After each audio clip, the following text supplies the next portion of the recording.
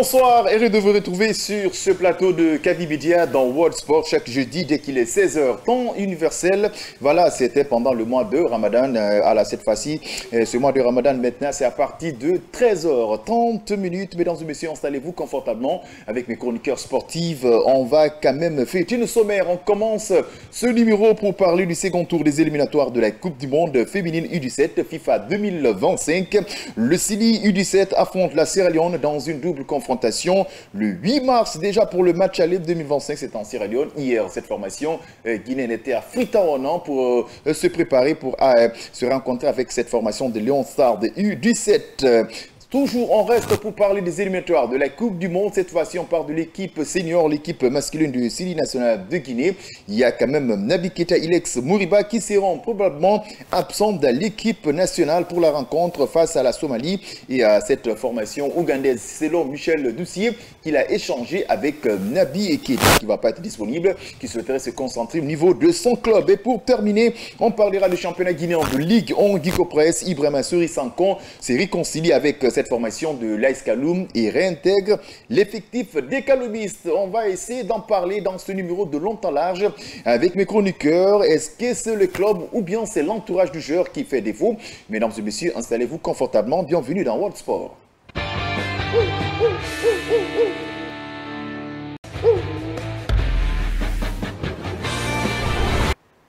Rien que du foot dans cette émission, surtout dans ce numéro. Mais avant tout d'abord, je commence comme d'habitude. On va se saluer. Hassan Diallo, bonsoir. Et bonsoir Amadou et bonsoir à nos fidèles téléspectateurs qui nous regardent à la télé, les auditeurs à la radio, nos internautes qui nous suivent via la page.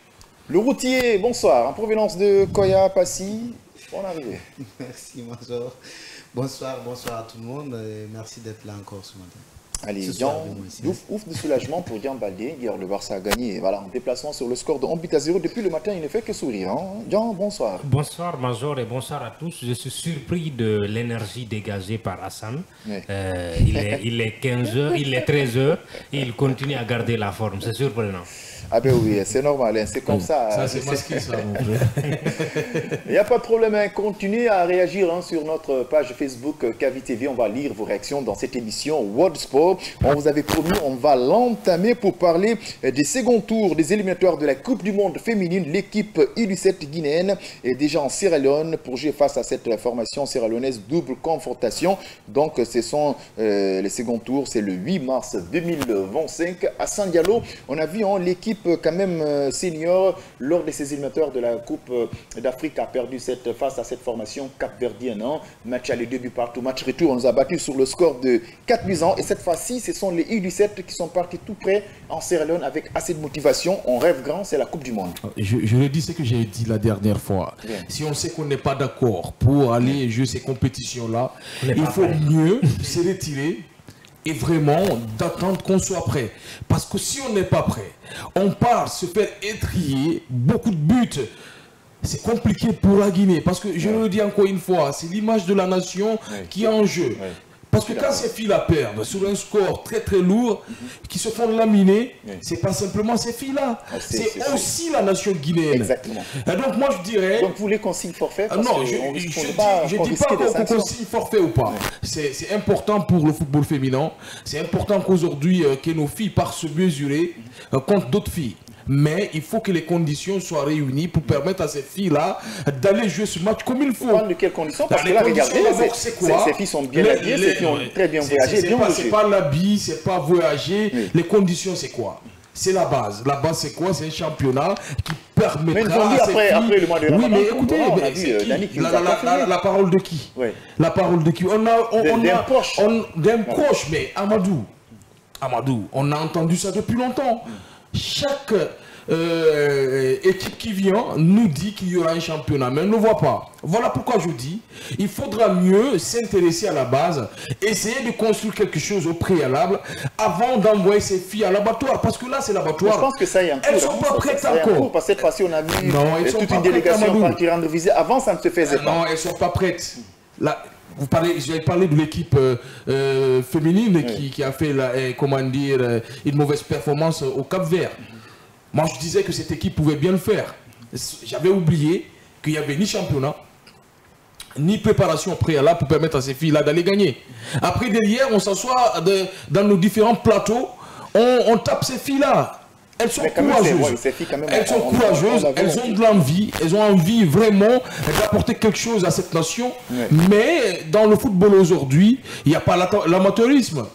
Là où le football est devenu école, là où le football est devenu l'académie, c'est très compliqué d'aller puiser ces filles-là dans les quartiers parce qu'elles jouent des tournois. On les met dans des équipes grandes comme une équipe nationale pour aller représenter toute une nation. Moi, je pense encore une fois. Oui, bien sûr, on va les accompagner, ces filles. Mais il faudra d'abord mettre les conditions pour permettre à ces filles d'aller gagner. Bien. Parce qu'après, ça va être très, très compliqué. Allez, après, ça va être très compliqué. Hein. On continue à réagir sur notre page Facebook dans l'émission World Sport. On est en train de parler des seconds tours des éliminatoires de la Coupe du Monde féminine U17 2025. Le CILI 17 doit affronter la Sierra Leone dans une double confrontation. Le match allait prévu le 8 mars 2024 en Sierra Leone. L'équipe guinéenne est déjà en place. On a vu, c'est en train de voir les images de l'arrivée de cette formation en terre sierra-léonaise. Donc, Mamadjan Baldé, je pense que cette fois-ci, l'adversaire n'est pas le Cameroun, l'adversaire n'est pas le Sénégal, et cette fois-ci, c'est la Sierra Leone. Des pays voisins, je pense, on peut quand même s'en sortir. C'est plus cette double confrontation, c'est les seconds tours. Ok, je vous entends parler de la Sierra Leone, ce n'est pas le football masculin, hein, et le football féminin progresse petit à petit. Mais attention, c'est parce que les mêmes jeux. Il y a beaucoup de joueuses aussi en Guinée qui sont d'origine sierra-léonaise, ça pratique le football. Écoutez, le souci, ce n'est pas que nos joueuses n'aient pas le niveau et tout ce qui s'ensuit, c'est qu'elles ne sont pas dans les conditions, elles ne sont pas préparées à affronter des aujourd'hui, vous êtes d'accord avec moi. Oui. Non, mais avec la Sierra Leone, l'adversaire, c'est la Sierra Leone, on peut s'en sortir. On peut peut-être s'en sortir. Peut-être, en fait, nous ne voulons pas être des oiseaux de mauvais augure. Peut-être qu'on va s'en sortir. Est-ce que le prochain tour, on pourra s'en sortir? Est-ce qu'à la Coupe du Monde, on ne sera pas humilié? Est-ce qu'il y a beaucoup de questions qui subsistent là-dessus? Parce que s'il n'y a pas de championnat, il n'y a pas de préparation à la longue, parce qu'elles ont commencé à se préparer très récemment, et c'est compliqué d'aller faire de bons résultats. Surtout, c'est carrément 2 matchs à l'extérieur. C'est vrai que pour le match qu'on devra recevoir, on va le recevoir au Mali, etc., etc. Donc, il y a beaucoup de zones d'ombre et bonne chance aux filles, mais au niveau de la préparation, au niveau institutionnel, au niveau infrastructurel, on doit faire mieux pour permettre à ces filles-là de donner le meilleur d'elles-mêmes. Allez, Passy Bangora, de longue haleine dans nos différentes émissions, on parle quand même des préparations à la base. Ces filles manquent de soutenance, de conditions, il n'y a pas un très bon championnat et tout ça. Mais cette fois-ci, je pense que l'adversaire, c'est la Sierra Leone et la Guinée est capable de gagner. Ce sont les seconds tours, double confrontation.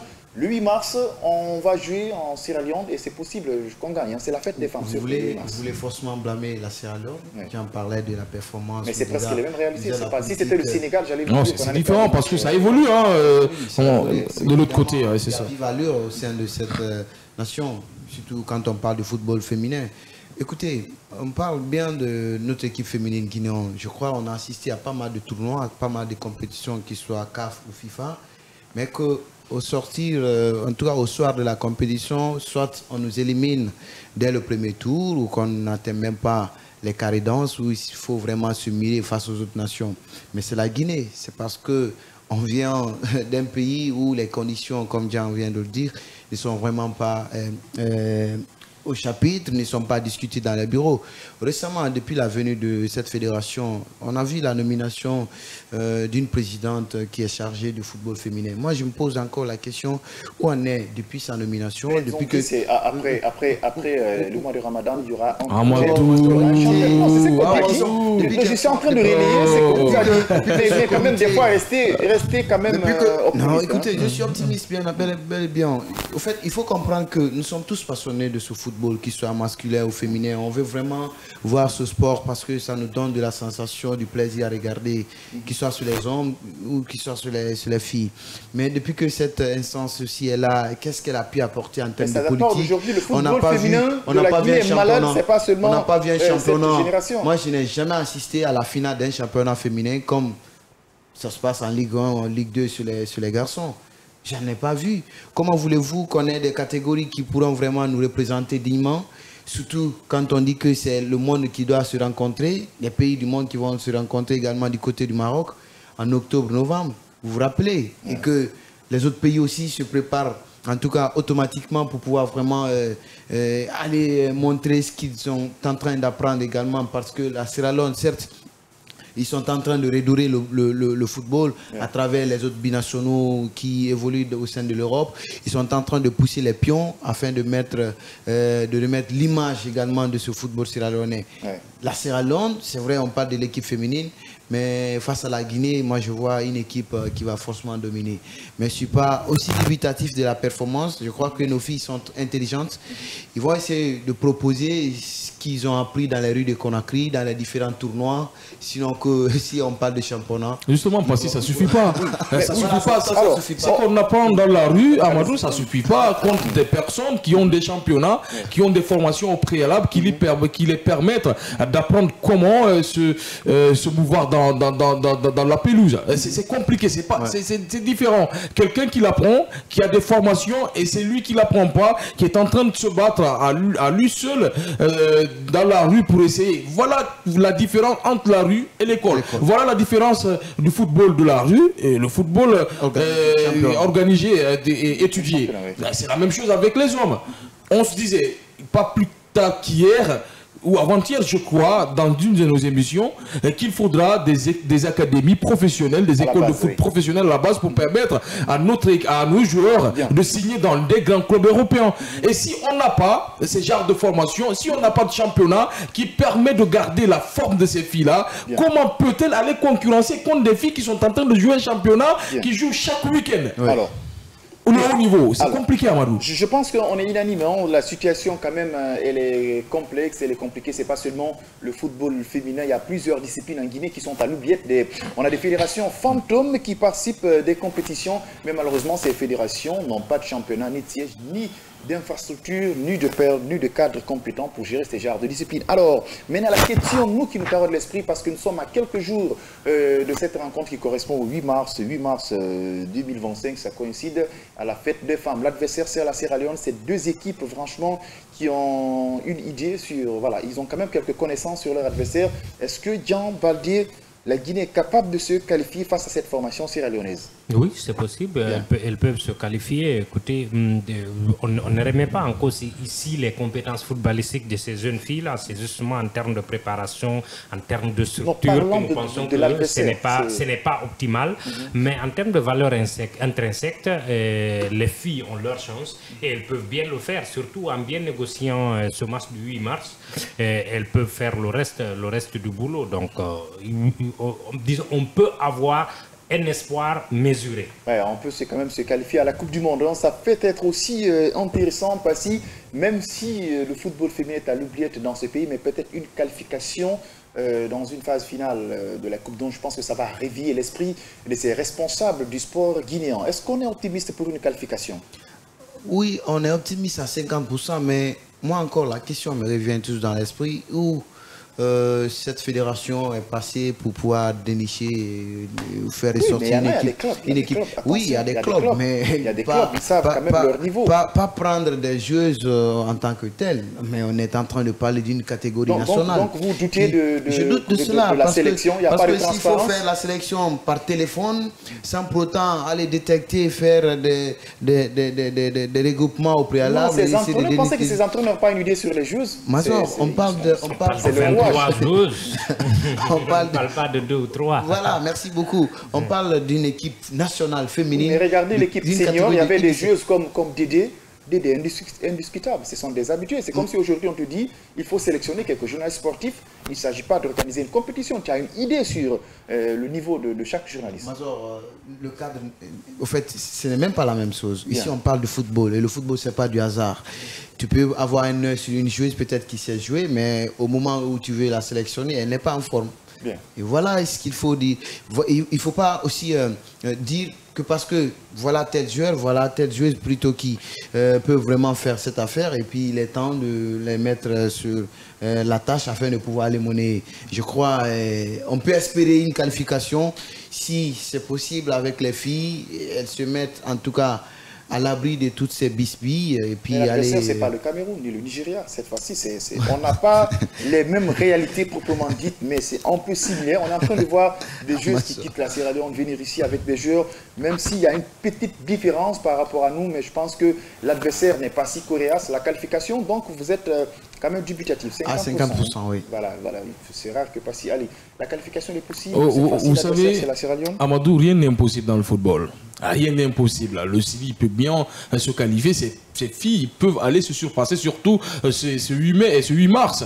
C'est quand même la fête des femmes. Mais, encore une fois, il faut... Non, oui, mais il faut mettre cette réserve-là. La réserve, c'est quoi? Ces filles-là sont pas mieux préparées que les autres filles qu'elles vont aller rencontrer. La Sierra Leone, c'est tout de même un championnat qui évolue avec les dames. Aujourd'hui, il y a beaucoup plus de migration chez les dames en Sierra Leone qu'en Guinée. Parce qu'il y a un championnat et aujourd'hui, on mise beaucoup d'argent sur ce plan-là qu'en Guinée. Donc, on voit une différence nette entre ces deux clubs-là. Et si on le prend comme ça, on peut dire que la Sierra Leone est plus devant que la Guinée. Ah oui, c'est ça, il faut se dire la vérité. Maintenant, comme vous l'avez dit, on a des joueuses. On a des joueuses qui peuvent faire la différence, qui ont du talent, mais aujourd'hui, encore une fois, qui ne peuvent pas garder cette performance à long terme parce qu'il n'y a pas un championnat qui les permet de le faire. Non, je le dis, encore une fois, je le dis. Parce que vous voulez me mettre dans une... non, pas forcément. Ouais, on va gagner ou pas, je le dis encore une fois, rien n'est impossible dans le football. On peut bien le faire, mais l'adversaire, il est plus outillé que nos filles ici en Guinée. Vous êtes dans les mêmes idées qu'avec Passy. Non, voilà quoi. Amadou, dites-moi, quelle est l'équipe féminine guinéenne en Guinée de tous les temps qui a séduit? Quelle est l'équipe guinéenne? Le AFIA. L'équipe qui est partie gagner. Non. L'AFIA nous a séduit. Ou bien l'équipe nationale. Elle a gagné quoi? L'équipe nationale, à un certain moment, on a joué contre le Mali. Mais ici, cette formation, quand même, elle crée la différence. Non, Amadou, aucune équipe féminine en Guinée n'a séduit. Non. Il y a des équipes qui nous ont séduit. La plupart des compétitions, la plupart des qualifications qu'on a jouées, on a été éliminés. On a été éliminés avec un score lourd. Les compétitions qu'on a jouées, et je me souviens d'une compétition, on a rencontré le Cameroun. La compétition scolaire. On a des joueuses quand même qui ont progressé dans cette compétition. On est parti jusqu'où? Mais on avait progressé dans la compétition. On n'est pas parti, on n'est pas sorti dans les poules. On n'est pas sorti dans les poules. Et puis, la Guinée a le plus gros score, on peut le dire comme ça. 22 buts à 0. C'est quand même, c'est pas logique ça. C'est pas logique. À ces derniers temps, il faut essayer de le reconnaître. Le football féminin, il est à terre, il faut le dire. C'est vrai, vous parlez d'une catégorie qui nous a à un moment représenté, mais c'est pas à l'image d'une équipe nationale, c'était des enfants qui étaient cooptés, sélectionnés dans les différentes écoles du pays et qui sont allés représenter. Vous comprenez? Vous savez ce qu'il y a. Moi, je suis pas d'accord avec vous. Alors, on va s'écouter, on va avancer les arguments. Ils ont été éliminés, ils sont finis, elles ont au fait fini sur le pied du podium. De là, ils sont partis à Durban, elles sont sorties dès le premier tour. Vous comprenez un tout petit peu? C'est pas une équipe qui fait partie, disons, dans les catégories de l'équipe nationale. C'était des enfants qui viennent de nulle part dans les différentes écoles. Dans un bilan, on ne peut pas dire qu'il y a 100% de non, mais on parle ici, on parle d'une catégorie nationale. Pourtant, c'est négatif. Non, pas à 100%. Attention, on a eu de très belles générations ici. Moi, j'ai jamais vu une belle génération avec les filles. En termes de résultats, on peut faire mieux. Maintenant, on a été convaincus par moments, par des matchs, par des qualifications, etc. On ne s'est jamais qualifié dans une compétition majeure. Mais une compétition majeure, on ne s'est jamais qualifié. C'est qu'on n'a pas le résultat escompté. Non, mais ça, c'est pas une compétition majeure, ça, Major. Non, c'est justement ça. C'est pas une compétition majeure, ça. On peut être convaincu par une équipe pendant un match, pendant des moments, pendant un cycle, mais si l'équipe ne remporte pas un tournoi majeur, le tournoi majeur pour nous, c'est la CAN, c'est la Coupe du Monde, encore une fois, faut-il se qualifier. Non, en fait, on peut être séduisant. Par exemple, Arsenal nous a séduit cette semaine, mais on est sûr qu'Arsenal ne va pas prendre la chose. Je ne tire pas mon mot et ça n'engage que moi.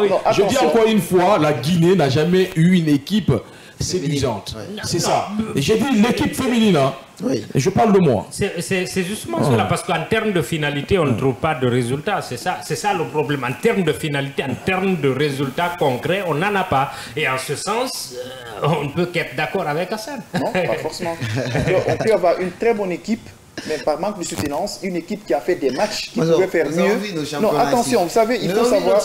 Non, attention, vous savez, ce qu'on est en train de dire, c'est extrêmement important. Il faut savoir peser les mots. Oui. On a eu des équipes à un certain moment qui ont fait des très bons matchs.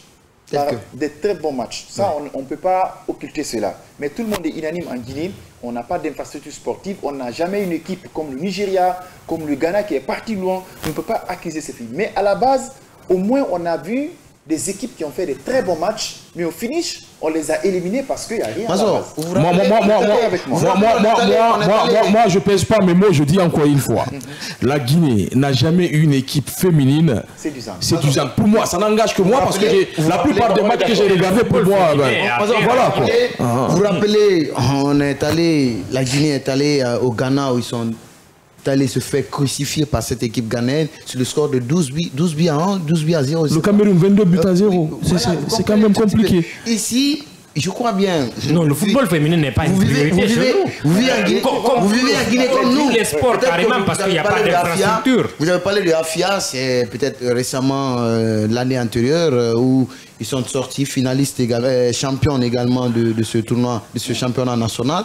À part ça, on ne peut pas indexer une équipe aussi féminine qui peut être séduisante, comme Hassan l'a dit. Et on insiste et persiste là-dessus. Quand on parle de nos catégories, quand on parle de nos catégories, on a d'abord l'accompagnement. Mais on a vu des joueuses qui sont venues de l'aéroport. Moi-même, j'ai pris certaines à moto jusqu'à Koya, jusqu'au kilomètre 36. Donc écoutez, comment voulez-vous parler d'abord d'une très bonne organisation, même si à la base, il n'y a même pas d'accompagnement. On les a d'abord abandonnées à l'aéroport. Moi, j'ai supporté certaines d'entre elles jusqu'au kilomètre 36. Vous parlez de quelle réussite ici? En 2002, Papa Si pour s'accompagner. Moi, j'ai une révélation. J'étais avec Amadou, je pense, dans une radio de la place. Il disait que les femmes avaient comme prime de transport 2500 francs guinéens. Non, là, les conditions sont... Les conditions sont pas aisées. Sont pas là du tout. Voilà pourquoi je dis qu'on n'a jamais eu une équipe compétitive. Pourquoi? Parce que les conditions sont pas là. Il n'y a pas d'infrastructure de base. Il n'y a pas de formation. Il n'y a pas de championnat. Comment pensez-vous qu'on peut avoir une équipe qui peut aller en découdre avec les autres, aller gagner contre les autres? On a vu nos équipes féminines ici. Si ce n'est pas 12 buts à 0, c'est 22 buts à 0. Si ce n'est pas ça, c'est 10. Si ce n'est pas ça, c'est 6. Est-ce que ces équipes-là sont séduisantes? Pour moi, elles ne sont pas séduisantes parce que l'équipe n'est pas accompagnée. Partout, les catégories ne sont pas accompagnées. On a laissé le football féminin à côté. On s'est concentré sur le football des hommes. On est en train de suivre ce football-là, on ne fait pas grand-chose. Voilà le véritable problème, c'est le paradoxe, quoi. Il faut se dire la vérité. Aujourd'hui, le football féminin, Amadou, encore une fois, pour moi, est laissé à côté. Bien, il n'y a pas de souci. Second tour des éliminatoires de la Coupe du Monde féminine U17 FIFA 2025. Le CELI U17 affronte la Sierra Leone dans une double confrontation. Voilà, le match allait prévu le 8 mars 2025. En Sierra Leone, l'équipe guinéenne s'est déjà rendue chez son adversaire. On le sait quand même, bonne chance. L'objectif, c'est de se qualifier pour la Coupe du Monde et puis voir qu'est-ce qu'il faut pour relancer le football féminin en Guinée parce qu'on ne manque pas de potentialité. Ces filles ont la volonté, des filles très talentueuses, mais si ces filles ne sont pas accompagnées, la situation va être compliquée. Alors, on continue tout le temps pour parler de football, mais cette fois-ci, on va s'intéresser à l'élite, une équipe qui intéresse tout le peuple de Guinée. Il s'agit bon de l'équipe nationale guinéenne pour les éliminatoires de la Coupe du Monde 2026. On sait que cette formation guinéenne avait pu quand même battre l'Algérie, c'était une prouesse, et l'Ouganda, c'était très compliqué. Selon le sélectionneur guinéen Michel Doucier, Nabi Keita et Ilex Mouriba seront probablement absents de l'équipe nationale pour ces deux rencontres contre cette formation somalienne et cette formation ougandaise. La question qu'on se pose, sans Nabi Keita, Ilex Mouriba, le 6 national serait-il capable de s'en sortir dans ces deux matchs, Passy Bangoura? Oui, bien sûr. Moi, je ne suis pas d'accord de ceux qui pensent que forcément il faut qu'il vienne. Nabi vient de retrouver les automatismes également de sa carrière après un très bon moment. Ilex Mouriba, super fort. Ilex Mouriba, oui. Je crois bien, c'est en ce moment, au sein de Celta Vigo, c'est l'un des l'un des acteurs de ce milieu de terrain. Il peut peut-être apporter quelque chose s'il bénéficie de la convocation au sein de l'équipe. Aujourd'hui, le milieu guinéen, c'est vrai, il y a des qualités, il y a des talents, mais il faut savoir les combiner afin de pouvoir aligner un milieu de terrain qui pourront vraiment, des milieux de terrain qui pourront vraiment affronter d'autres milieux de terrain, parce qu'aujourd'hui, le football moderne passe par là. Il faut avoir des milieux qui pourront vraiment accompagner cette animation offensive, une animation qui pourra être prolifique également au niveau de la ligne d'attaque. Mais s'il y a une incompréhension au sein du milieu de terrain, soit composé par des joueurs qui ne savent pas comment il faut jouer et accompagner l'animation offensive, je crois que ça va peser mal au sein de notre équipe nationale. Naby, moi je ne pense pas qu'il soit là et je ne souhaite même pas. Parce que je ne savais pas que Naby soit dans l'équipe nationale. Non, maintenant. Pourtant, on a besoin de maintenant, ouais. Lui-même, il en est conscient parce qu'il vient de relancer sa carrière avec Ferran Varos. Il est en train de partir. Oui, on aura besoin de Ilex Moriba, peut-être qu'avec sa combativité, sa niaque, son engagement, sa détermination, parce qu'il va se dire qu'il est l'un des anciens aussi de ce milieu, dans cette génération. Il va falloir qu'il se mette vraiment dans cette posture. Mais Naby, il va essayer de se concentrer peut-être au tour suivant. Ça trouverait que les automatismes ont bien pris sur lui et puis il pourra revenir. D'accord, il n'y a pas de souci. Permettez-moi, parce que là, il faut qu'on arrive à respecter l'heure et tout ça. Il est 14h passé de 14h passé de 5 minutes, pardon. On va marquer une courte pause, un revient dans quelques instants. Pour la deuxième partie de cette émission, on va continuer de fêter le sommaire, surtout de parler de l'équipe nationale guinéenne.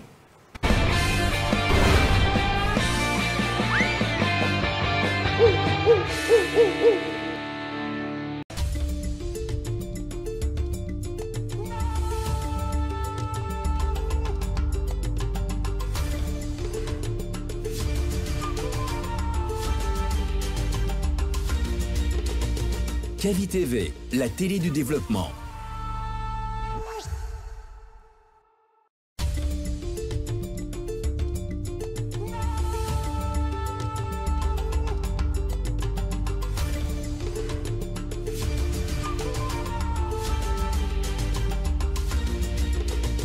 Cavi TV, la télé du développement. Cavi TV, regardez la lumière. Cavi TV, la télé du développement. Bonne gouvernance, éducation, environnement, secteurs économiques, culture. Regardez au quotidien vos plus belles histoires sur Cavi TV, la télé du développement.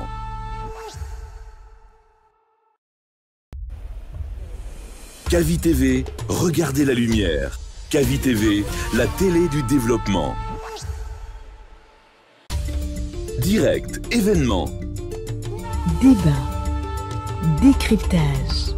Édition spéciale, talk show, magazine, documentaire, actualité, fiction. Avec notre équipe de professionnels et à travers notre antenne dynamique, réécrivons ensemble la plus belle histoire du développement.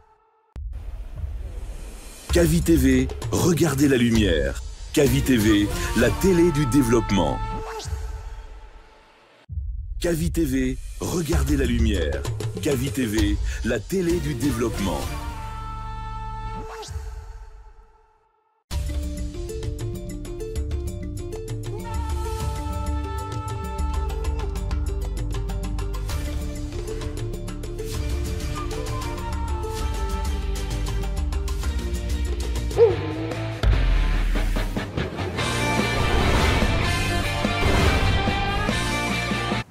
De retour sur ce plateau, on continue toujours cette émission sportive World Sport. On était en train de parler de l'équipe nationale selon le sélectionneur guinéen. Déjà, Naby Keita et Ilex Moriba quand même seront probablement indisponibles pour les deux matchs prévus le 21 et le 25. Le 21, on va jouer contre cette formation somalienne et le 25, on va partir à Kampala pour jouer contre l'équipe ougandaise. Le signe national de Guinée, sans Naby Keita, Ilex Moriba incertain, est-ce que ça vous rassure? Disons, ils ont commencé à se débrouiller sans eux. Donc, se débrouiller, c'est autre chose. Oui, en tout cas pour les 4 4 derniers matchs, oui, le dernier rassemblement, les 2 derniers rassemblements, ils n'étaient pas là. Ils ont su, en tout cas, manœuvrer sans eux. Mais pas senti un peu leur touche. Ils ont perdu. En fait, ça oublié qu'ils ont perdu la qualification de la CAN sans eux. Oui, ils n'étaient pas là. Ce qui est sûr, s'ils sont au meilleur de leur niveau, le Sili a besoin d'eux. Et vice-versa, ils ont besoin de Sili. Maintenant, les deux, pour moi, les deux ne sont pas dans le même contexte. Nabi, c'est le capitaine de l'équipe. Michel l'a rappelé à plusieurs reprises que c'est le capitaine. Il reprendra son brassard à son retour. Ça, c'est connu. Mais lui, il a recommencé à jouer il y a juste 1 ou 2 semaines. Il n'a pas un match dans les jambes d'abord. Donc, on peut comprendre que lui, il se dise ce n'est pas le moment de revenir en équipe nationale, vu tout ce qui s'est passé, vu les pépins physiques et tout. Il aura besoin, lui, d'un temps de récupération et de tout ce qui s'ensuit. Maintenant, Moriba, moi, je pars du principe que la brouille qui aurait eu lieu entre lui et le président de la fédération n'a pas été réglée. Et pour moi, tant que ce n'est pas réglé, je ne le vois pas revenir. Même si on a besoin de lui, tant que cette affaire-là n'est pas réglée, je ne le vois pas revenir. Maintenant, la Somalie, on peut bien s'en sortir face à la Somalie sans ces 2 joueurs-là. Donc, on peut peut-être les attendre pour les matchs suivants et tout. Vous savez, le Botswana avait battu la Guinée. Attention. Oui, on le sait, mais c'était un accident aussi. Oui, il n'y aura pas 2 accidents au même endroit. Donc, pour les 2 matchs, je crois, au vu de ce qu'on a montré les précédentes rencontres, hormis le dernier. C'est pas l'Éthiopie, parce qu'on confond l'Éthiopie et la Somalie. Hormis la dernière rencontre, on peut bien s'en sortir sans les 2, mais il faudra manœuvrer pour qu'ils reviennent. Une équipe compétitive a besoin de toutes les forces vives et ces 2 joueurs-là peuvent apporter quelque chose à Sicily. On a nos qualifications à porter, donc comme l'a dit Jean, on a besoin de nos forces vives. Ça commence peut-être par ce jeune qui est en train d'exploser avec Celta Vigo, Moriba. Il aurait dû vraiment tout faire pour qu'il soit là parce qu'on a besoin de tout le monde pour espérer cette qualification. C'est la seule compétition qui nous reste. Hein, c'est cette Coupe du Monde. Parce qu'il faut attendre encore 2 ans pour jouer les qualifs, la Coupe d'Afrique des Nations. Donc il faut tout faire pour se qualifier pour cette Coupe du Monde-là. Et elle sera inédite, hein, cette Coupe du Monde qui va se jouer dans 3 pays, Mexique, États-Unis, Canada. Donc je voudrais bien voir la Guinée dans cette compétition-là. Maintenant, s'il faut, s'il faut vraiment le gagner, vous l'avez dit, en la Somalie, voilà, sur papier, on est plus fort. Mais attention, on s'est fait battre par des équipes moins fortes que la Somalie. Par exemple, la Tanzanie qu'on pensait qu'on allait battre. Il y a aussi le Botswana. Le Botswana. Et tant d'autres clubs qui nous ont créé beaucoup de problèmes. Maintenant, pour aujourd'hui, Moriba, c'est un joueur aujourd'hui qui doit revenir dans cette sélection parce qu'il est en forme. Parce que il nous manque ce magicien dans ce milieu de terrain, ce porteur de ballon qui peut aller de l'avant, essayer de donner cette passe et jouer cette transition entre le milieu de terrain et l'attaque. On en a besoin parce qu'aujourd'hui, Morlaï joue de l'autre côté. Et Gassimou qui est un peu plus bas, et aussi on a Madi qui est plus défenseur. Morgan Guilavogui, c'est comme ça. Je ne pense pas qu'il viendra. Donc je pense que s'il y a un problème entre la Fédération guinéenne de football et Moriba, ça doit être réglé parce que ce n'est pas un problème de président, ce n'est pas un problème de fédération, c'est un problème encore une fois de la Guinée. Il faut tout faire pour se qualifier. Maintenant de l'autre côté, le capitaine, vous savez, je parle de Naby Keita, vous savez que c'est Michel Doussoué qui a lancé Naby Keita dans cette sélection. La première sélection de Naby Keita, Michel Doussoué, c'est lui qui l'a lancé. Donc pour dire qu'il connaît les qualités de Naby Keita, qu'il a envie vraiment que Naby Keita soit dans cette équipe parce qu'il sait qu'avec Naby Keita, il y a cette solidité dans le milieu de terrain, il y a cette aisance technique de sortir les ballons, de le garder, et il y a cette touche magique qui va stabiliser en ce milieu de terrain-là. Mais Naby Keita lui-même sait qu'il n'est pas bien aujourd'hui, il n'est pas en forme, il n'a que joué que 2 matchs. Ces 2 matchs-là, il est entré. Il est entré en deuxième période. L'autre, il y avait que quelques minutes qui restent. L'autre, il est entré à la 52e minute. Même si on peut dire qu'il va revenir petit à petit, mais moi je pense que c'est logique qu'il n'accepte pas de revenir maintenant parce que après ce sont des matchs très difficiles, physiques, et comme il sait qu'il est très fragile, qu'il peut se blesser à chaque fois, je pense qu'il doit d'abord rester, essayer de se stabiliser, se soigner très bien, essayer de gratter quelques matchs avec Ferencvaros, après derrière de voir s'il peut revenir. Allez, les adversaires quand même, hein, c'est la Somalie et cette formation ougandaise. Vont-ils dans ce stade d'Epimbe d'Alassane Ouattara? Le CIE national de Guinée va accueillir l'équipe somalienne le 25. On va se rendre déjà en Ouganda. Voilà, bon, c'est Kampala qui va quand même accueillir le CIE national de Guinée. En matière de profil, ça nous intéresse beaucoup. Ilex Moriba, il est en super forme. Naby Keita, lui, qui décide de se concentrer au niveau de son club. Maintenant, nous, ce qui nous intéresse au niveau de milieu de terrain, vous voyez qui, si vous étiez à la place de Michel Doucier, pour les 11 de départ, surtout au niveau du milieu de terrain? D'abord, en termes de sélection, et à plus de 90%, il va reconduire les mêmes. Je parle de la sélection. Et les nouveautés ne seront pas énormes parce qu'il n'y a pas eu d'autres des grandes nouveautés entre-temps. Maintenant, pour ce qui est du 11, je le vois rester avec le même que le dernier match, notamment pour ce qui est du milieu de terrain, que je le vois rester avec Touré, Madi et le jeune Seydouba. Et le jeune Seydouba, je le vois rester avec ça. Surtout que Seydouba aussi fait une bonne saison en club en ce moment. Il est performant. Surtout qu'il a commencé à être décisif. Donc il en a marqué entre-temps quelques buts et tout. Donc je le vois rester avec ce milieu de terrain-là. Même si moi j'aimerais revoir le jeune Camara qui a brillé pendant la CAN. Un peu Agibou devant les deux, devant Madi et Touré. J'aimerais le voir parce que pour moi il est beaucoup plus impactant et offensivement que Seydouba. Les équipes qu'on va affronter, normalement nous aurons le ballon, elles vont défendre. Voilà pourquoi il faudrait avoir un milieu de terrain capable de percer, capable de donner les ballons, encore plus offensif que Seydouba. Mais bon, je le vois rester avec son 11 qu'il a bien aidé pour les derniers matchs là, sauf le tout dernier. Seydouba quand même, il stabilise le jeu, mais il se projette rarement. C'est quelqu'un qui a l'image de Naby. C'est un 8 ou un 6. Voilà, c'est 8 ou 6. Peut-être que la solution, ce serait de sacrifier soit Touré ou Madi et revenir avec Seydouba ou Touré, Seydouba ou Madi pour donner à Agibou une chance de jouer devant. Pourquoi pas Morlaï?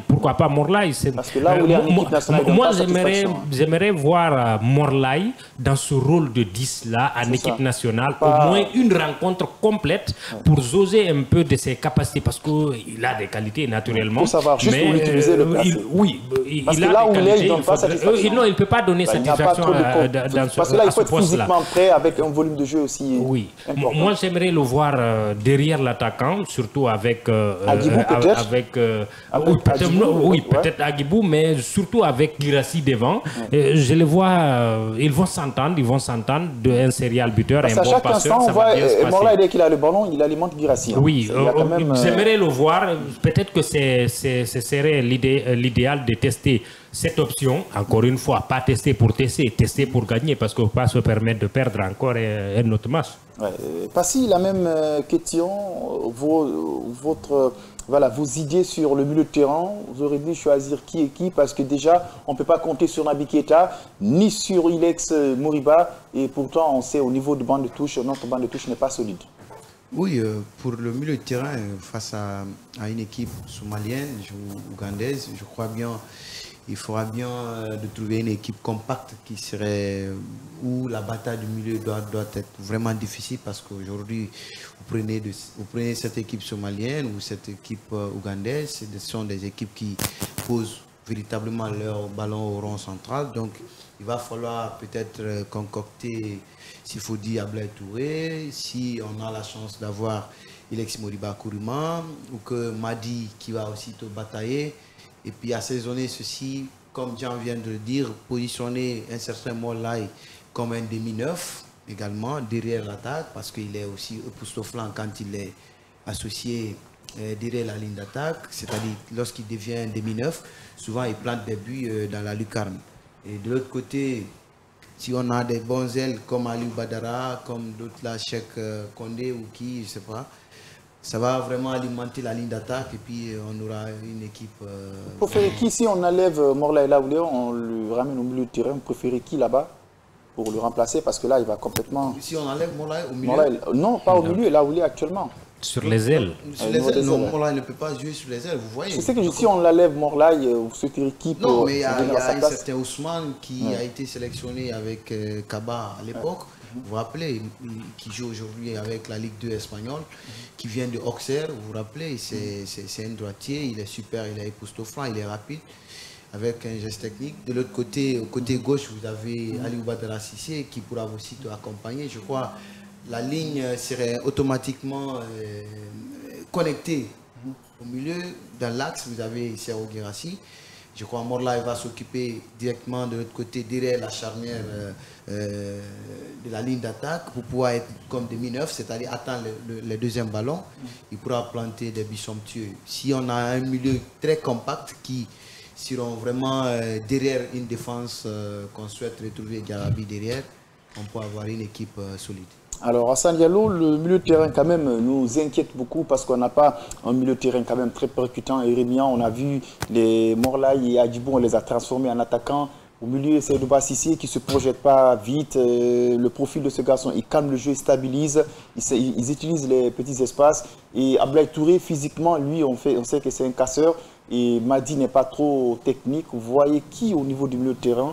Voilà, pour qu'on ait des milieux de terrain fiables. Moi, je rejoins Dian. Moi, je pense que Michel Dessus, il n'est pas dupe. Hein. Je pense qu'il va reconduire ces hommes qui ont joué la qualif, on peut dire les 2 ou 3 derniers matchs du Sili national de Guinée lors des qualifications Coupe d'Afrique Maroc 2025.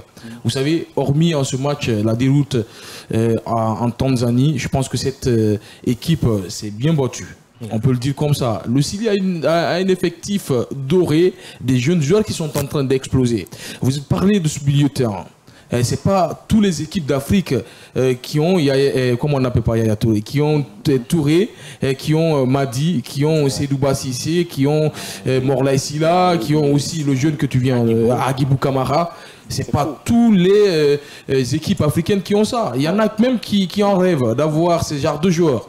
Maintenant, c'est de savoir comment les placer, comment les utiliser, que ce soit en première période ou en deuxième période. Avec ce match, si on a envie vraiment de le gagner, il faut beaucoup plus se projeter de l'avant, essayer de marquer très rapidement et après maintenant essayer de fermer en deuxième période. Et pour réussir ça, je pense qu'il faut jouer avec un seul milieu relayeur pour permettre à au moins 2 joueurs du milieu de terrain, porteurs de ballon, de se projeter. Avant, on joue avec, depuis quelque temps, on joue avec Touré et Madi Camara. 2 défenseurs presque, parce que l'autre, il reste beaucoup plus bas. Touré, il ne quitte pas devant la défense. Et Madi, c'est celui qui porte le ballon. Mais on sait que Madi aussi, c'est un batailleur. C'est pas ce magicien-là qui peut te prendre le ballon, qui dribble 1, 2, 3 joueurs et il te donne une passe décisive. Même s'il nous a honoré d'une passe magnifique lors contre, je sais pas, le deuxième match du Sili en qualification, son retour, c'était magnifique ce qu'il a réussi. Mais on a besoin peut-être d'un Morlaye Sila, comme l'a dit, si on n'a pas d'autres joueurs, on a besoin d'Agibou Kamara et Cissé dans ce milieu de terrain. Maintenant, si on ne peut pas les titulariser tous, il y aura des sacrifices. Ces sacrifices-là, il faut savoir les faire. Il ne faut pas juste mettre un joueur sur le banc parce que tu as envie de le mettre. Il ne faut pas mettre juste un joueur sur le terrain parce que tu as envie de le mettre. Ou bien sur les côtés parce que tu sais qu'il est petit talent et tu le mets sur les côtés et tu te dis il peut exploser. Ah, c'est pas n'importe quel joueur qui peut changer de côté et exploser. Seulement Ronaldo qui peut le faire, ça on le sait. Il joue sur les côtés, après il joue dans... Ça, j'attaque quelqu'un. J'attaque quelqu'un, justement. Voilà quoi, pour te dire, si aujourd'hui, les joueurs du Sili national Guinée ont envie de voir la Guinée se qualifier, ils doivent avoir pitié. Ils doivent tous revenir. Guy Lavogui, il a sa place dans cette équipe. Il a sa place, ouais. Et si on parle des ailiers, il a sa place dans cette qualification. Il doit le jouer ce match. Moriba, dans le milieu de terrain, on n'a pas Naby Keita. Il a sa place dans ce match. On a besoin de ce joueur. Il doit être là. Il doit le jouer. Si manquant, s'il aime la Guinée, même s'il est loin de ce pays, mais il doit être là. On va arriver un peu à la défense. Il doit être là. Et maintenant, il y a un jeune qui explose. Il ne faut pas l'oublier, même si il vient de quitter le championnat guinéen pour signer en Algérie. Aloba, on peut lui donner une petite chance. Aloba, c'est quelqu'un qui est... pourquoi pas le jeune Yadani, même si tu grèches de l'œil. Mais moi, je pense que c'est quelqu'un qui peut beaucoup apporter. C'est important de récompenser les bonnes performances. On peut même revenir sur notre 4-4-2. Parce que ça n'a pas réussi trop cette doublette entre, comment on l'appelle, Guirassy et Bayo. Mais on peut bien essayer Aloba et Guirassy. Ça peut bien marcher, je peux te le jurer. Parce que Guirassy et Bayo, on laisse Bayo on va en parler. Et Guirassy, c'est celui-là qui met le but. Il peut mettre des buts. Et Aloba peut bien accompagner, comme tu as dit, Morlaï aussi. Morlaï peut jouer comme un numéro 10, un faux 9, qui peut accompagner parce qu'il brille plus quand il joue numéro 10. Il y a un autre Guirassy à Nantes. Ah oui, il y a un autre Guirassy. J'ai appris qu'il doit être appelé Bayraba Guirassy. Mais moi, je pense d'abord, pour le moment, qu'il n'a pas le niveau de la sélection. Il est jeune. Il est très jeune. La sélection, c'est un autre niveau. Les Yamal sont jeunes. Il faut les intégrer, ces jeunes-là. Mais il faut savoir comment intégrer ces jeunes-là, comment faire la transition. C'est pas le seul. Il y a aussi ce jeune Calaban. Oumar Calaban, qui est exceptionnel. Si on parle de jeu, il peut bien intégrer cette équipe.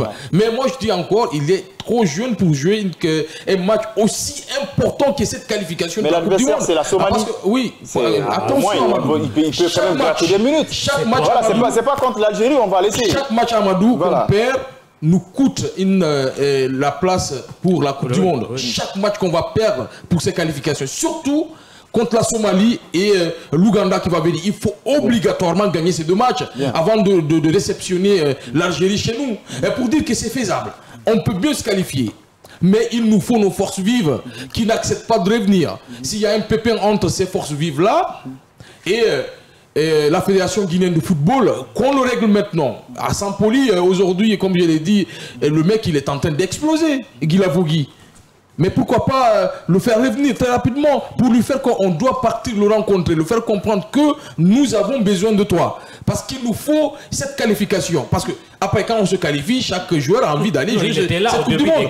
Oui, chaque joueur a envie d'aller jouer cette Coupe du Monde. Maintenant, il faut envoyer ta partition.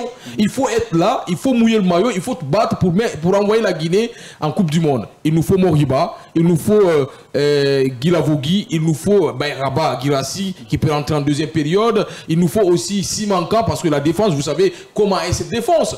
Il nous faut nos forces vives. Simankan, encore une fois, si peut-être quelqu'un qui le supporte m'écoute, qui peut le ramener ça, il ne pourra jamais jouer dans cette équipe française. N'a qu'à revenir en Guinée, exploser avec sa nation guinéenne, et je vous assure, après, ce qu'il veut, il va l'avoir. Mais c'est la Guinée. Alors, on va revenir sur cette formation guinéenne de long en large dans cette émission, parce qu'on a deux matchs. Le 21, on joue contre cette formation somalienne dans ce stade d'Épibé d'Alassane Ouattara.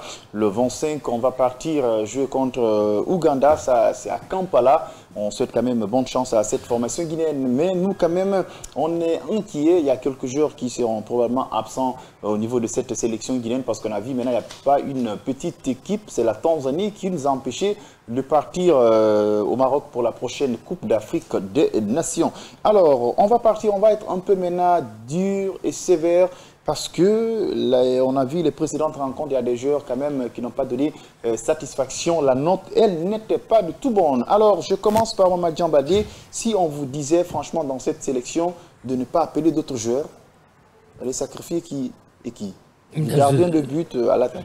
Non, pour ce qui est des gardiens de but, on laisse comme ça y est, puisque le changement qui devrait intervenir est intervenu. Donc, ça c'est fini. Il n'y a pas de problème. On peut le voir, ce monsieur. Donc vous voulez reconduire Moussa Kamara Pimpin, oui, il revient. Ousmane Gros Bébé de la Flamme. Oui, les trois vont rester. Et pourquoi pas le fils de Kémouko, qui a été le meilleur gardien dans le championnat mais il faudra ça va venir. L'un des trois. Non, ça va venir. Donc, il aura sa chance.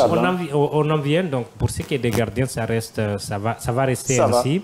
Maintenant, s'il y a des joueurs qui ne mériteraient pas de revenir ici, ça aussi, il faut espérer que les blessés reviennent à leur meilleur niveau. Je veux parler de Yarabi. C'est notre song. Ibrahima c'est notre Sori. Song, je ne dirais pas ne pas être sélectionné, mais, dans son club, voilà, être dans le 11, disons, ça ne serait pas, dans son club, ça ne serait pas optimal. C'est pas la même chose. En tout cas, et contre la Tanzanie, il a fait un bon match. Il y a des joueurs de club. Il y a des joueurs de club qui peuvent bien donner. C'est comme le cas de Madi, non, de Camara plutôt, de Young Boy. Il est excellent, c'est le capitaine de son équipe à Young Boy, mais en équipe nationale, il ne donne pas satisfaction. Donc il y a des joueurs comme ça. Pour ce qui est de Song, aujourd'hui, si j'espère que Yarabi reviendra, afin qu'on ne puisse pas avoir une paire avec Song. Pour moi, il ne m'a pas convaincu depuis... et le gardien Branconi. On a déjà dépassé cette étape, il ne reviendra pas. Moi, je dirais Song, Kamano et... Oui, d'accord, ne vous pressez pas. Kamara. Ne vous pressez pas. Kamano, il ne faut pas rêver, il reviendra. Ne vous pressez pas, vous aurez le temps de parler. Passez Bangoura. Vous me demandez de ne pas convoquer... On se transforme en Michel Bussy. Hein. Oui, de ne pas convoquer certains joueurs. Bon, dans les goals, là, c'est OK. Parce que déjà... Donc, vous maintenez les 2 joueurs locaux qui vont... Les 3 joueurs locaux parce que c'est... Pimpin aujourd'hui, Gros Bébé, de l'Ascaloum avec le gardien. L'autre là et le petit de Afia. Voilà, vous comprenez. Donc, préférez Kémou Touré à la place de Ousmane Bangoura, Gros Bébé, Ousmane Camara. Je préfère Kémou Touré. Bien, allez-y. Vous comprenez. À la défense, peut-être je pourrais ne pas convoquer pour le moment Song. Wow.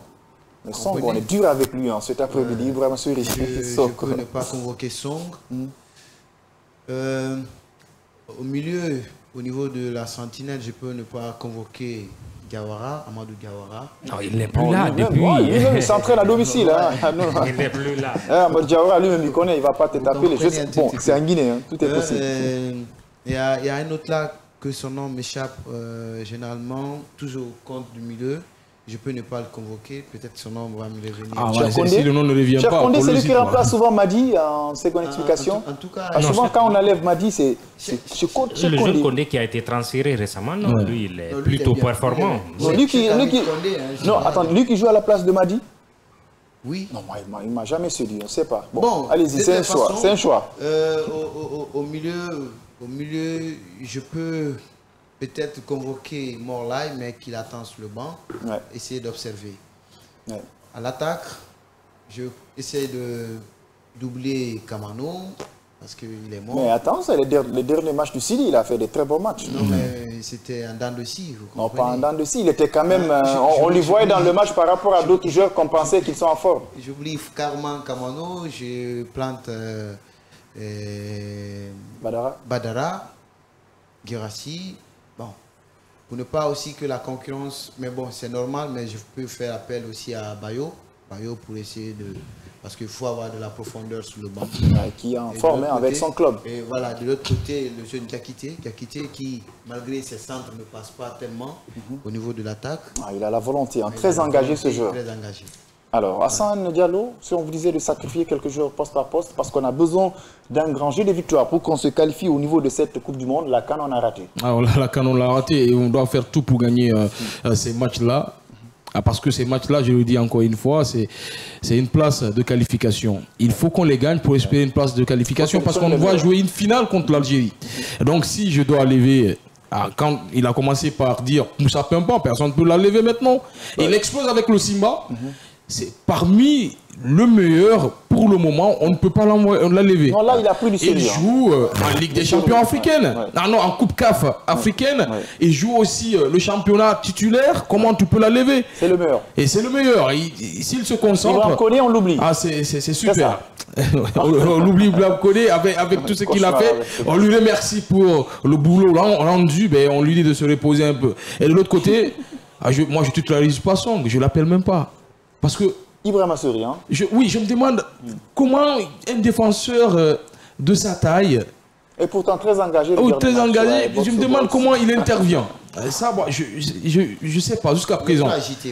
Trop agité. Trop lourd pour un défenseur. Mais attention, camarade de Young Boy aussi, il est énorme. Il est énorme avec son club. Mais avec le Sili, il est méconnaissable. Là aussi, on ne comprend pas. Moi, j'appellerais plus Kamano. Kamano, plus. Il est titulaire dans son club. Oui, mais je l'appellerai plus. Il a marqué un but. Kamano aujourd'hui. Mais pourquoi vous ne l'appelez pas? Parce que ce n'est plus le Kamano qu'on connaissait. Mais il donne satisfaction les derniers matchs. Non, on a vu. On l'avait critiqué. Mais attention, mais attention. Il voit ce match-là. Il voit ce match-là. Attention, la régie va nous ramener vos analyses après les performances de Kamano. Vous êtes d'accord avec moi qu'il n'y a pas cette constance? On a besoin d'un joueur constant. Quand il voit ce match-là, on a 2 matchs. Il est constant dans son club.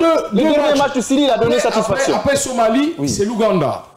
Donc on doit miser sur les joueurs qui sont en forme. Pour moi, Kamano, il n'est pas en forme. Kamano est mieux expérimenté qu'Ali Badara. Qui court dans tous les sens, mais il est plus rapide.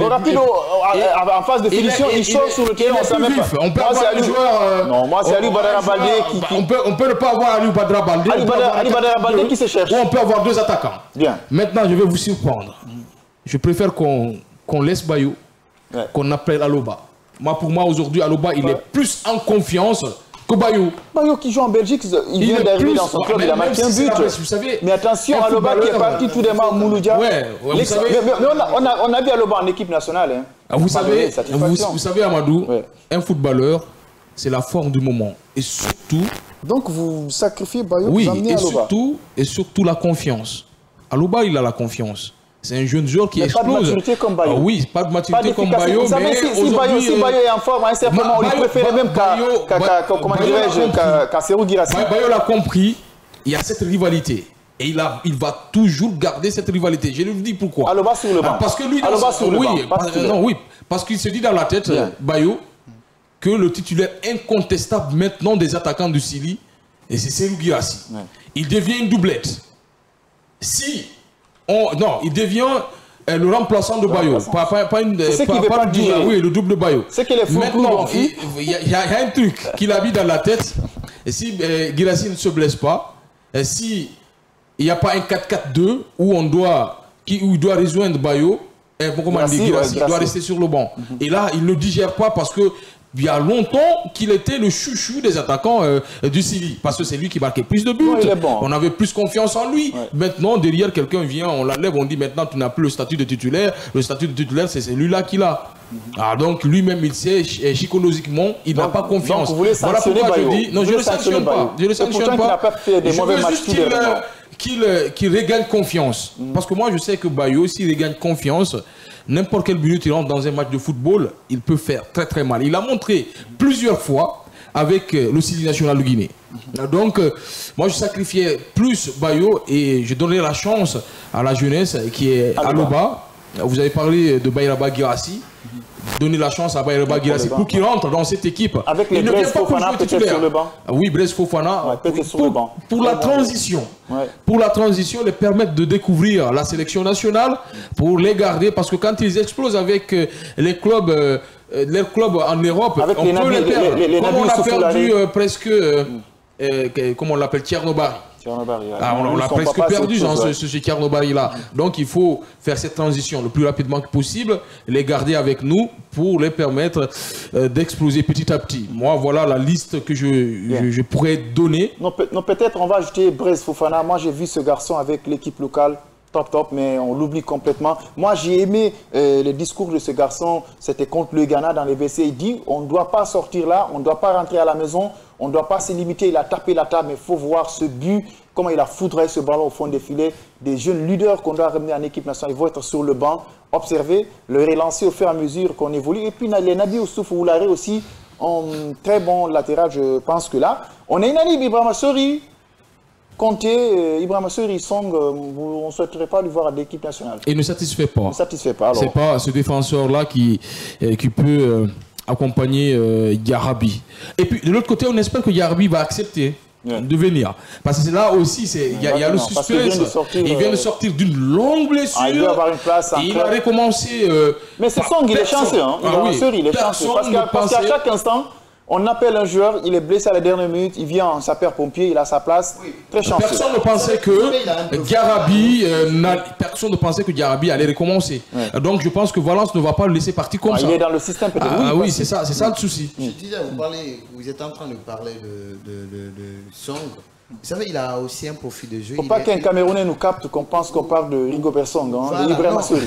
Voilà, je préfère qu'on l'appelle comme ça.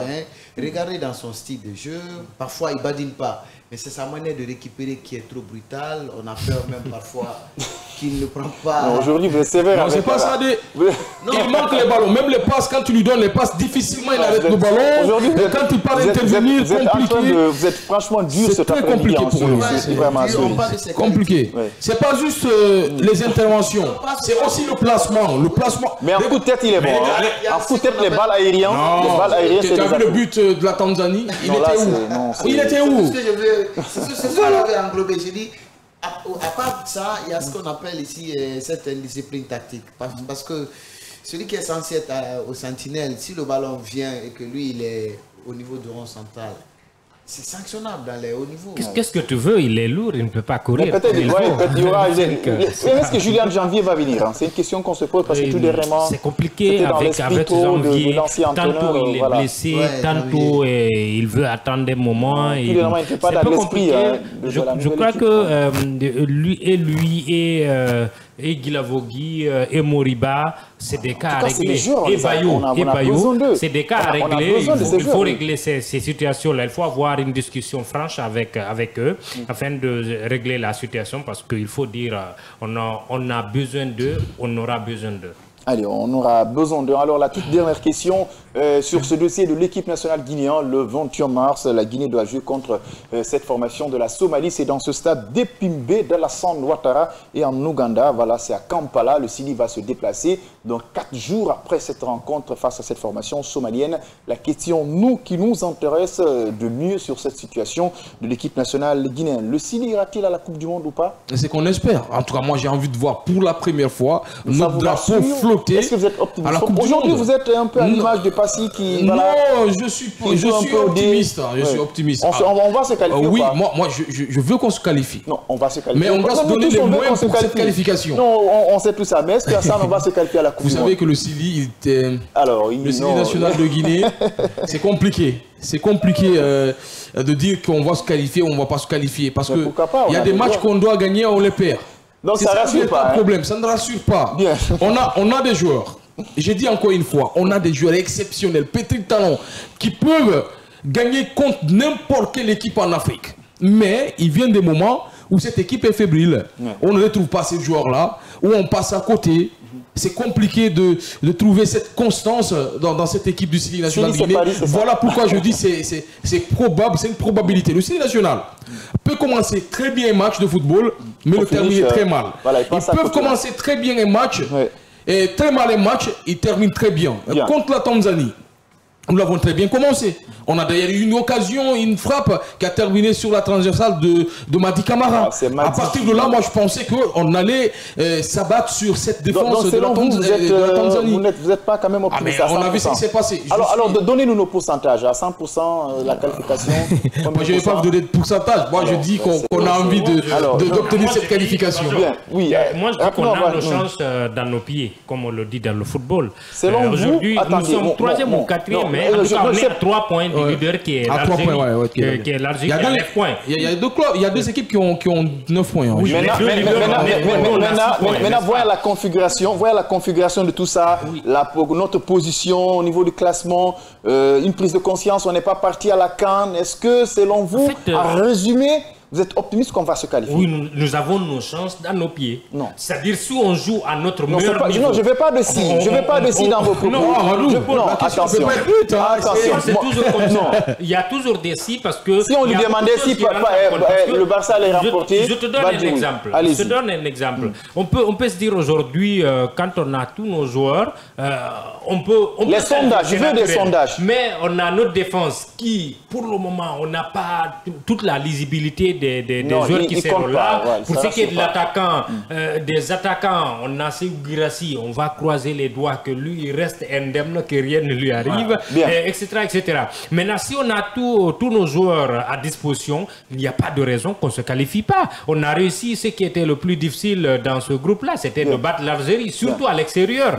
Donc, on a fait aussi d'autres gaffes, naturellement, en perdant face à une équipe contre laquelle on devrait gagner. Mais on a fait quelque chose de très important et notre principal adversaire, sur le papier, et pour le moment, c'est l'Algérie. Mais l'Algérie, on devra les recevoir. Alors, on va espérer qu'avant de les recevoir, qu'on aura un stade dans lequel les recevoir ici en Guinée, et on aura toutes nos chances pour aller à cette Coupe du Monde. Là, cette fois-ci, je vais vous piéger, parce que je n'ai pas compris votre position. C'est compliqué de nous piéger. Très compliqué. D'accord, il n'y a pas de souci. Je vous donne quand même une question.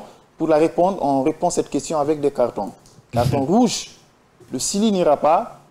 Carton jaune, vous êtes quand même sceptique, réticent, ça ne vous rassure pas trop. Vous attendez de voir. Donc vous êtes en tant que chat, vous observez. S'il y a une route, vous passez. Voilà. Maintenant, vert, je vous en suis sûr que le Sili va qualifier. J'espère qu'on a compris. Rouge, jaune, vert. Rouge, on ne va pas se qualifier. Jaune, vous êtes dubitatif. Voilà, avec les six comme Jean. Maintenant, rouge, on va se qualifier. Vert, on va se qualifier. Je commence par ça. Hassan Diallo. Hassan Diallo. Allez, rouge, jaune, vert. Rouge, jaune, vert. Votre question, votre carton. Et si on peut s'abstenir. Pas de commentaire. Carton jaune. Je dis carton jaune, vous êtes comme ça. Vous êtes sceptique, vous attendez de voir. Carton jaune, vous êtes sceptique. Non, mais je donne un carton jaune. Carton jaune, vous êtes sceptique. Ça ne rassure pas. Le Sili ne rassure pas, Hassan. Diambalde. Jaune. Jaune, ça ne vous rassure pas. Il fallait me dire ça dès le départ. Passi Bangoura, rouge, jaune, vert. Ouais, jaune. Jaune. Alors, il n'y a pas de souci. Et vous? Moi, c'est vert. Le Sili va se qualifier. Passi le dit avec une décontraction. Une décontraction, je vais dire. Jaune, parce que on était dans un groupe où on pouvait... le Sili a dessus, hein. Vous comprenez un tout petit peu. Donc, on s'est fait... Rien n'est perdu non plus aussi, quand même. C'est une qualification quand tu perds chez ton ami et surtout perds avec quel adversaire. Bien. Botswana, c'est Mozambique, vous comprenez un tout petit peu. Peut-être dans cette première partie, la grosse révélation, le gros match qu'on a sorti ici, c'est de battre l'Algérie. Bien. On va jouer peut-être face à Somalie et face au truc... à l'équipe Somalie avec l'Ouganda. Avec l'Ouganda. Bien. En septembre, octobre, je crois, on va encore reprendre le même match peut-être face à l'Algérie. Oui. Donc pourquoi jaune? Est-ce qu'on peut s'extirper également de cet intervalle? Parce que ce sont deux matchs pièges. Voilà, ce sont deux matchs de piège. Sortir de là et pensant que les autres, déjà, ils sont à 9 points. Bien. Alors, et nous, qu'est-ce qu'on pourra obtenir sur eux? Surtout qu'il y a un nouveau programme pour la Guinée. La Guinée, normalement, devait jouer à 19h, je crois. Et aujourd'hui, c'est officiel, ils vont jouer à 21h GMT. La demande a été faite parce que nous sommes dans un mois de Ramadan et carême. En même temps, les fidèles chrétiens, les fidèles musulmans viennent dans le même mois. Donc, du coup, la Fédération guinéenne de football a demandé de rallonger le temps jusqu'à 21h et ça a été accepté. Donc, le match entre Guinée et Somalie, ça sera à 21h le 21 mars 2025 au stade d'Epimbe. L'autre match, il va être maintenu à 16h00 Ouganda, à Guinée, sur ce soleil. Ça va à Mandela Stadium à Kampala. C'est le deuxième match du Sili. Le Sili connaît bien cette ville, Kampala. On se rappelle lorsque nos aînés commentaient les matchs à la radio, les doyens, les gars Diaby, et pourquoi pas aussi Feu Pathé, Diallo et tout ça. Alors, il n'y a pas de souci, il est 14h passé de 46 minutes sur la pente numérique de Kaby Media. L'émission, c'est World Sport. Compte tenu du mois de Ramadan, l'émission maintenant, c'est à partir de 13h30 minutes. On a compris en résumé à travers, franchement, mes chroniqueurs, le Sili. Il y a eu quelques ruptures entre le Sili et les supporters. Les gens n'arrivent pas à leur supporter. On le supporte à 100%, mais on observe. Pas de confiance, il n'y a plus de confiance, on les observe en tant qu'observateur. Parce que cette qualification était dans la main, on l'a laissé filer, donc il n'y a pas cette confiance entre les supporters et le Sili national. Il faut regagner notre confiance. Alors, il n'y a pas de souci, on a largement compris, on va rebondir pour parler de cette situation qui est compliquée pour ce joueur à un certain moment, qui nous a séduit, qui a fait des moments cruciaux pour le football guinéen. C'était avec cette formation de rouge et blanc de Matam, avec le reste s'agissant de Ibrahima Seri Sanko qui était parti en Belgique, avec cette formation de Saint-Rang qui s'est retourné au centre des Calomis. On avait reçu l'officier média de cette formation. Tout dernièrement, on a vu leur déclaration. Selon l'AS Kaloum, ce joueur avait pris du poids. Il ne pouvait pas être intéressé. Après, il y a eu des sorties médiatiques et cette fois-ci, il y a eu quelque sorte de médiation entre les sages, les anciens joueurs de l'AS Kaloum, les sages du Kaloum qui ont rappelé ces joueurs parce qu'il faut rappeler qu'il avait joué dans cette formation. Il y a eu des terrains d'entente. On va un peu parler d'entourage de ces joueurs. Hein. Mamadjan Baldé, on ne comprend pas du tout. Bonamalan, il part tantôt il revient, on ne comprend rien sur sa situation. Oui, moi je suis surtout choqué par ce revirement-là et pour ce qui est du côté du joueur, surpoids ou pas, indiscipline ou pas, et la communication et les deux communiqués de l'AS Kaloum, moi ne me rassure pas.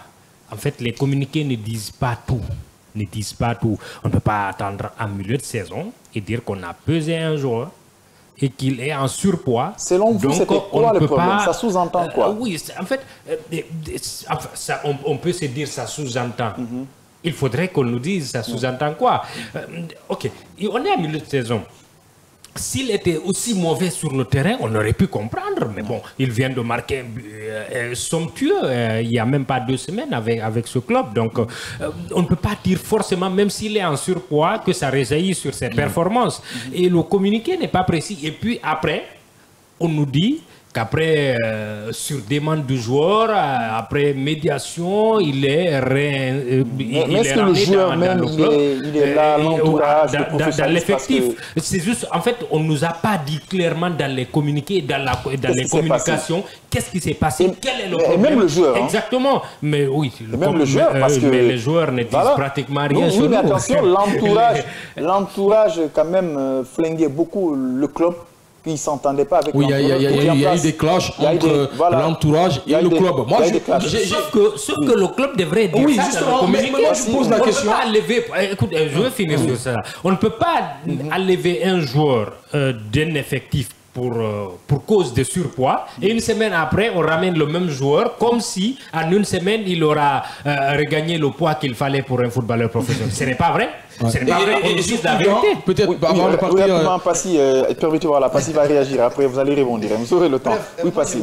Je me dis qu'est-ce qui se passe, cette cacophonie qui passe également au sein de l'AS Kaloum, qu'on croit en tout cas une institution. Et surtout le joueur. Oui, surtout le joueur. Qu'on croit une parce qu'il faut être professionnel. Il ne faut pas qu'on arrive à te prendre comme des chaussures. Il ne faut pas se montrer aussi trop sérieux. Je crois le joueur, quelles que soient ses qualités. C'est vrai, on court derrière un joueur, mais quelles que soient ses qualités, il faut respecter l'image de l'équipe. Parce que ce bisbille peut pouvoir vraiment affecter l'environnement du club ou que l'effectif même ici qui est là. C'est vrai, aujourd'hui, il a peut-être une place, il faut dire. Je me demande, le joueur aussi, de quelle mentalité il vit actuellement. Pourquoi il a raccroché du côté de l'Europe et venir ici en Guinée et puis prendre la destination de l'AS Kaloum? Quel est l'état d'esprit qui l'a guidé à faire cela, à prendre cette cogitation en tant que footballeur? C'est l'offre qu'il a reçue. C'est l'offre qu'il a reçue, oui. Mais avant d'agir ou avant d'accepter, pour dire, parce que lui-même, il a fait des interviews avec certains de nos confrères, comme pour dire qu'il vient pour être sapeur-pompier, apporter ses expériences. Non, il était venu même ici, il a donné les raisons. Même ici, dans notre émission, il était là. Vous comprenez un tout petit peu. Donc, c'était surprenant, très surprenant, de voir le joueur et tout son entourage balayer l'AS Kaloum au revers de la main comme si rien n'a été dit en amont, comme si rien n'a été échangé en termes de protocole ou en termes... Je me dis, et l'AS Kaloum et le joueur, chacune de ces deux parties-là est passée sur le dos de la queue. Ok, vous accusez les deux camps? Ah bon, je pense qu'il y a eu des clashs entre les deux camps et ça a été vraiment le déclencheur de ce problème-là. Mais on a eu ici sur le plateau, je pense que le responsable de communication de l'AS Kaloum, il nous a fait croire que c'est fini entre l'AS Kaloum. Il était très dur. Oui, il était très dur. Non, il y a eu des médiations, hein, ça arrive. Et sans compte, il avait dit qu'il ne va plus revenir, que c'est fini. Non, il a rappelé que... Mais ce n'est pas lui le président du club. Oui, il a rappelé. C'est quand même lui le chargé de com. Oui, mais attention. Il ne vient pas dire juste des choses parce qu'il a envie de dire. Je ne suis pas d'accord. Le chargé de com a dit, lui, il ne fait que communiquer. Non, il n'a pas dit ça. Mais il n'a pas dit ça. Non, il communique ce qu'on lui dit. Voilà ce qu'il a dit. Voilà ce qu'il a dit. Il n'a jamais dit. Non, il a dit. On a l'élément. Il a dit que c'est une rupture. C'est fini entre l'AS Kaloum et le joueur parce que Ils se sont acquittés. Ce que le joueur a demandé, ils ont donné. Il n'est pas allé jusqu'à dire oui, qu'ils ont donné $3 000 et $1 000, ce qui fait en tout $4 000. Maintenant, on revient me dire... le problème n'était pas la financière. Voilà, on revient me dire et si c'était le problème. Que le monsieur... Non, c'était pas... Sinon, le joueur allait oui, quand même se que prononcer. le monsieur, il est revenu. Alors que l'AS Kaloum a été super dur. Et de l'autre côté... Mais vous savez comment il est revenu? Oui, mais attends. Mais il y a de la média, il y a de ces personnes qui te parlent là sans, tu ne peux pas les laisser. L'entourage du joueur a été super dur. Le clash, il existait. Tu vois, donc je pense qu'on doit sortir de cet amateurisme-là. On ne peut pas renvoyer un joueur parce qu'il a du surpoids. Quand il venait, il avait du surpoids, le monsieur. On savait qu'il avait pris du poids. Mais s'il ne donne pas satisfaction, non, moi je pense qu'il donnait satisfaction. Il y a un autre problème autour de ça. Il n'est pas le plus mauvais. Non, il n'était pas titulaire. Il n'était pas titulaire. Il nous marque un bisou. Il nous met un but magnifique. Ça arrive. Mais sans lui, l'AS Kaloum pouvait jouer. L'AS Kaloum est en train de jouer aujourd'hui sans Ibrahima Sanko. Si le mec... il ne faisait rien pour l'AS Kaloum, on n'en avait pas besoin, même les médiations là n'allaient pas aboutir. Non, attention. Ah oui, même les médiations. Oui, c'est du business. Il a des atouts, il a des atouts, mais c'est pas ce Ibrahima Sanko qu'il était avec cette formation de rien. Attention. La communication était claire. Et d'ailleurs, tout le monde, tous les spécialistes du football se demandaient c'est quoi cette communication-là. Mais là, ces médiations-là, mais vous voyez. Non, attention. Non, attention d'abord. Le communicant qui était là. Oui, non, les médiations. Non, paragraphe tout justement comme ça. Non, attention. Vous êtes en train de mélanger les choses. À ce niveau. Non, Major, tu ne mélange pas. On ne mélange pas. On sait qui est là. C'est dedans. C'est là, ça existe. Laissez-moi, je vais vous expliquer comment vous êtes en train de. Si vous expliquez ce qu'on connaît, c'est dedans. On est tous dedans. Maintenant, c'est pas de la dictature. Non, c'est pas la dictature, mais on sait ce qui se passe. Alors, vous connaissez, mais laissez-moi... Mais quand tu dis que nous, on passe à côté, on passe pas à côté, on en a chacun donne son idée. Non, je vais vous donner des exemples que toi, vous êtes en train de passer à côté. Non, on n'est pas passé à côté, on dit la vérité. Alors, il n'y a pas de souci, mais donnez-moi le temps de vous dire... Allez-y maintenant, mais non, je pense qu'on n'est pas passé à côté. Non, si vous passez à côté, moi, à mon avis, vous passez à côté, je m'explique. Quand je finis, vous pouvez, vous aussi, revenir là-dessus. On est d'accord. Vous êtes en train de passer à côté, parce que quand on te dit médiation, cela ne veut pas dire que ils sont partis dire à l'AS Kaloum, l'AS Kaloum est parti dire s'il te plaît, viens, on a besoin de toi. Cela ne veut pas dire aussi qu'ils sont partis dire à cette formation de l'AS Kaloum, s'il vous plaît, il faut aider Sanko à se relancer. Il y a eu des terrains d'entente, c'est d'égalité à 100%. Le joueur a besoin de l'AS Kaloum. L'AS Kaloum a besoin de ce joueur. On est d'accord. Voilà, c'est toi qui es passé à côté. Parce que tu n'as pas compris ce qu'on veut dire. Tu as répondu juste pour, peut-être. Expliquez-moi, allez-y. Tu penses qu'on est passé à côté, mais c'est toi qui es passé à côté. Nous, on n'a pas dit que la médiation, c'est en faveur de Sankon ou bien de l'AS Kaloum. Il y a des clashs. Normalement, on dit si Sankon n'apportait rien à l'AS Kaloum, même cette pourparler-là n'allait pas aboutir. C'est parce qu'aujourd'hui, l'AS Kaloum a besoin de Sankon. Et Sankon a besoin de l'AS Kaloum. Bien. Que ça a marché. Voilà, que ça a marché. Monsieur le procureur, c'est pas si... Il est revenu sur ce que je suis d'accord. Il n'y a pas de souci, c'est comme ça que ça se passe dans cette émission. Ça s'appelle De la chaleur. Et c'est pratiquement fini.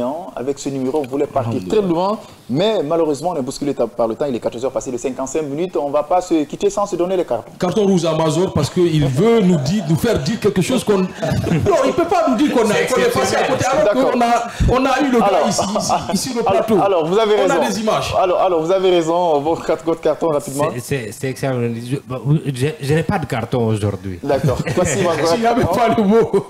C'est chaud. Carton rouge à 5 ans. Qui fait la navette avec sa carrière. Non, il n'y a pas de souci. On va s'arrêter là. Il y a une équipe, il y a une émission qui doit venir. C'est lui qui est à côté de la plaque. Alors, mesdames et messieurs, c'est la fin de cette émission sportive. On se retrouve demain à 9h dans l'émission Tour d'Europe. Au revoir et merci à tous.